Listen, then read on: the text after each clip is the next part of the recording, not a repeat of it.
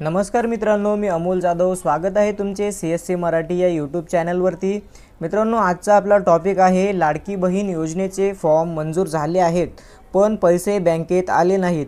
आम्ही फॉर्म ऑगस्टमध्ये भरलेला आहे, तर आमचे पैसे केव्हा जमा होणार? किंवा आम्ही फॉर्म सप्टेंबरमध्ये भरलेला आहे, आमचे पैसे केव्हा जमा होणार? SMS आलेला आहे फॉर्म अप्रूव्ह म्हणून. तर आता आम्हाला पुढे काय करावं लागणार जेणेकरून पैसे बँकेमध्ये येतील? तर हेच आपण आजच्या या व्हिडिओमध्ये जाणून घेणार आहे. तर व्हिडिओ शेवटपर्यंत पहा. चॅनलवरती पहिल्यांदा आला असाल तर चॅनलला देखील सबस्क्राईब करा. मित्रांनो, जेव्हा आपण फॉर्म भरतो, फॉर्म भरल्यानंतर जेव्हा आपण ॲप्लिकेशनचे स्टेटस पाहण्यासाठी मुख्यमंत्री माझी लाडकी बहीणची जी वेबसाईट आहे त्यावरती येऊन आपण जेव्हा आपले ॲप्लिकेशन स्टेटस चेक करतो, त्यानंतर इथे आपल्याला सगळ्यात पहिल्यांदा ॲप्लिकेशनचे स्टेटस चेक करायचं आहे. जर का तुमचं पेंडिंगमध्ये दाखवत असेल किंवा रिसबमिटला दाखवत असेल तर तुम्हाला तुमचे फॉर्म अप्रूव्ह होण्याची वाट बघायची आहे. आणि जर रिसबमिटमध्ये दाखवत असेल तर जी काही क्वेरी आली असेल ती क्वेरी सॉल्व करायची आहे. जी काही त्रुटी आली असेल ती त्रुटी पूर्ण करून घ्यायची आहे. तुमच्या फॉर्मच्या समोर अप्रूव्ड अशा प्रकारे हे हिरव्या कलरमध्ये बघू शकता तुम्ही, अप्रूव्ड दिसत आहे. अशा प्रकारे तुमच्या फॉर्मच्या समोर अप्रूव्ड आलं पाहिजे आणि याचा SMS देखील तुम्हाला आला पाहिजे.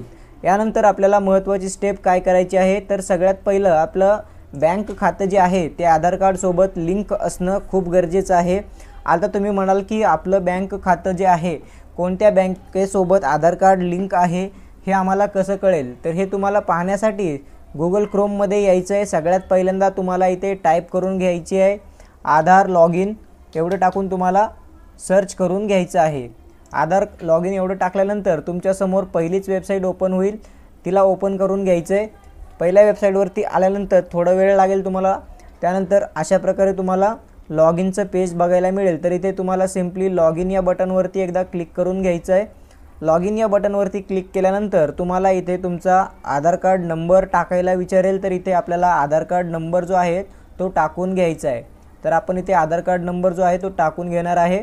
आणि त्यानंतर आपल्याला खाली जो कॅप्चा विचारलेला आहे तो कॅप्चा आपल्याला या ठिकाणी टाकून घ्यायचा आहे आणि लॉग इन करायचं आहे. तर मी इथे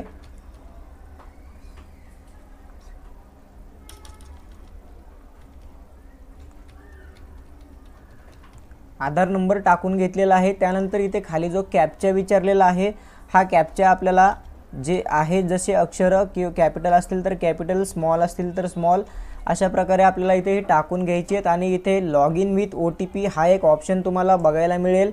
सिम्पली तुम्हाला यावरती एकदा क्लिक करून घ्यायचं आहे. यावरती क्लिक केल्याच्यानंतर तुमच्या आधार कार्डसोबत जे मोबाईल नंबर लिंक असेल त्यावरती एक SMS पाठवला जाईल. तो SMS तुम्हाला बघून इथे जो OTP आलेला आहे तो टाकून घ्यायचा आहे. OTP टाकून घेतल्यानंतर तुम्हाला इथे लॉग इन करण्यासाठीचा एक ऑप्शन दिसेल. तर या लॉग इन बटनवरती क्लिक करून घ्यायचं आहे.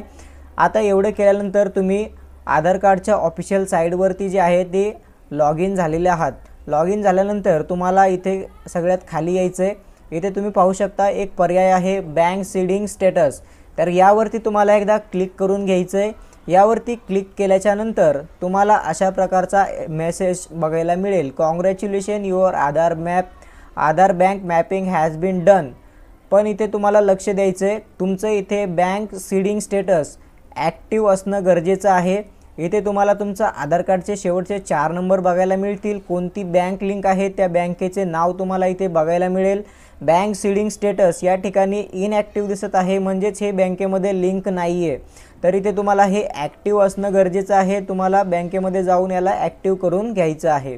त्यानंतर भरपूर महिला अशा असतील त्यांच्यामध्ये हे बँकेचं नाव दिसणार नाही आहे. तर त्यांचं बँकेचं नाव जर दिसत नसेल तर त्यांचं कुठल्याही बँकेमध्ये आधार कार्डसोबत लिंक नाही आहे खातं. तर त्यांना जी काही त्यांची बँक असेल त्या बँकेमध्ये जाऊन आधार कार्डची झेरॉक्स बँकमध्ये द्यायची आहे आणि त्यांना आधार कार्डसोबत ते खातं लिंक करून घेण्यास सांगायचं आहे. काही 3-4 दिवसानंतर तुम्हाला परत याच स्टेप फॉलो करायची आहे आणि इथे येऊन तुम्हाला चेक करायचं आहे तुमचं खातं आधार कार्डसोबत लिंक झालेलं आहे की नाही. हे तुमचं आधार कार्डसोबत लिंक असेल तरच तुम्हाला लाडकी बहीण योजनेचे पैसे जे आहेत ते मिळणार आहेत, अन्यथा तुम्हाला पैसे मिळणार नाहीत. कारण की माझी लाडकी बहीण योजना या योजनेचे पैसे DBTद्वारे पाठवले जातात. म्हणजेच तुमच्या बँकेसोबत जे आधार कार्ड लिंक असलेली बँक असेल त्याच बँक खात्यामध्ये तुम्हाला याचे पैसे मिळणार आहेत. तर महत्त्वपूर्ण असा व्हिडिओ होता. इतरांपर्यंत शेअर करा. चॅनलवरती पहिल्यांदा आला असाल तर चॅनलला देखील सबस्क्राईब करा. धन्यवाद. जय हिंद, जय महाराष्ट्र.